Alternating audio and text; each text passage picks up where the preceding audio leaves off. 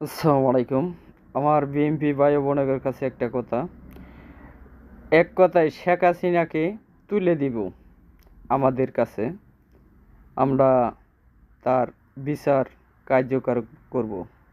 একটা কোনটা জানেন আপনাদের সাথে কথা, ইন্ডিয়ার কোনো জিনিস ব্যবহার করবেন না।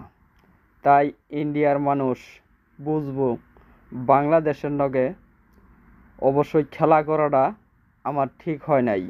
তাই শেখ হাসিনারে বেগম খালেদার কাছে তুলে দিব, জনগণের কাছে তুলে দিব। জনগণে তারপরে তার বিচারটা করবে।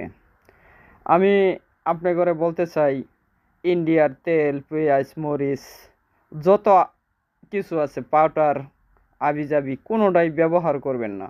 ইন্ডিয়ার মানুষ দেখেন অহনাই রাস্তাত বইয়া পড়বে।